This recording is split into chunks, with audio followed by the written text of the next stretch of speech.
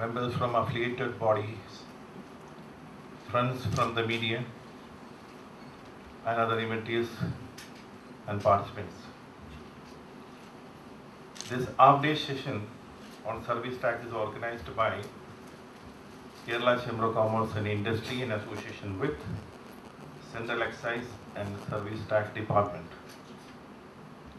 As we are aware, the Government of India announced service tax for the first time in 1994. When introduced, it was a novel concept and many questions were raised. We really enriched by the presentation and detailed deliberations and interactions and the question and answer session to follow. Wishing all a very enriching session. Thank you.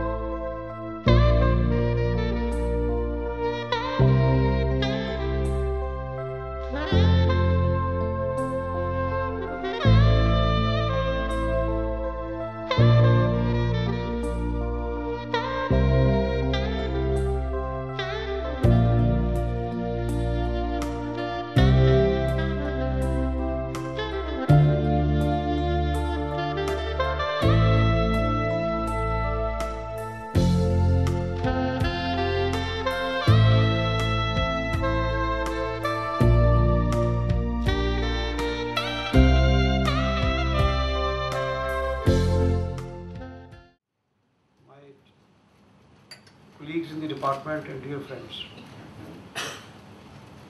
When Shri Sevio Matthew came to my office a few days back for taking the initiative for this seminar, from his body language as well as attitude, I could make out that we are going to have a very productive association. We have been slightly late in our forming this rapport with the KCCI, but I think from now on this could be the starting point and we can carry on further whatever little we can do to assist the honest taxpayers to discharge their tax liabilities with the least inconvenience. With this input credit things available, a lot of big companies will not like to deal with a client who's not above board. I mean, now even Government of India is coming that corporate honesty, corporate tax liability, so this culture is going to come and more people will be happy to deal with a person who is straightforward and pays tax and get the credit of things the way the government visualizes it. Sort out. Some of them we can take to the policy makers and we will be definitely heard in Delhi. There is a lot of credibility of officers of this area who are manning various posts in Delhi. So I think we should look upon this relationship with the taxation department, with the Kerala Service Tax Department, not as something like to be afraid of or to be scared, or something which will not understand your genuine difficulties or the way you want to plan your taxation matters, but sector-specific interaction also. For example, from our point of view, there are three sectors which basically are having potential: hospitality sector, tourism, banking, financial. The sub-sectors are there.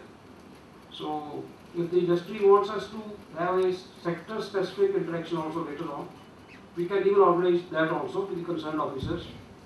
And if you have some sort of specific compliance issues, we can even bring the officers who are like I am basically at the policy level, maybe at larger issues.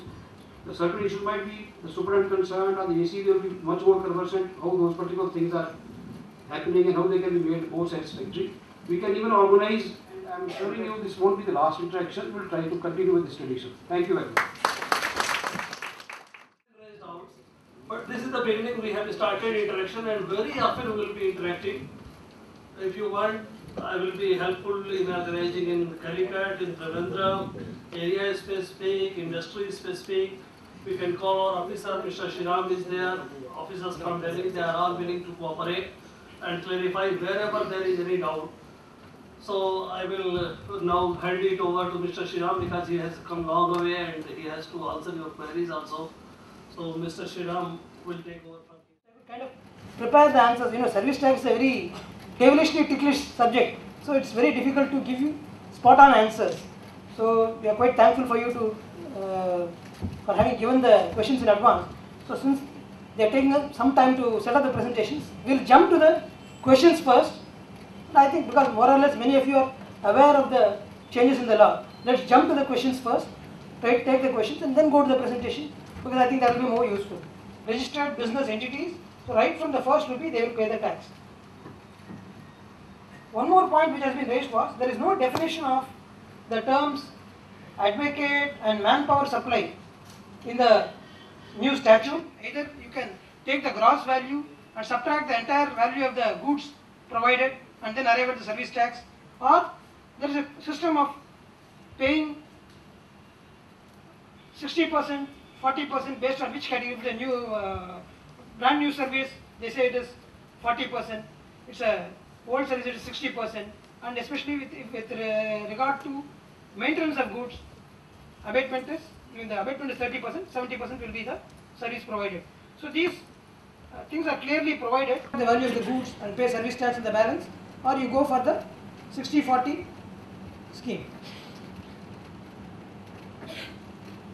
One more very important issue which people have raised, which even the some of the departmental officers also raised in a meeting which we had in the morning, is that especially with reference to reverse charge, do you have to take registration and pay service tax? The answer is, if you are not using it for business or commerce, if you are using it purely for personal purposes, there is no registration needed, no tax also required to be paid by the individuals, if it is not in connection with business or commerce. Even the TRU has kind of specified this. One other issue was, it's purely a policy decision. They said, why discriminatory treatment? Why only advocates you have allowed them to kind of go for reverse charge? Why can't you extend the same facility to chartered accountants or cost accountants? This is a purely policy decision which only the finance ministry can kind of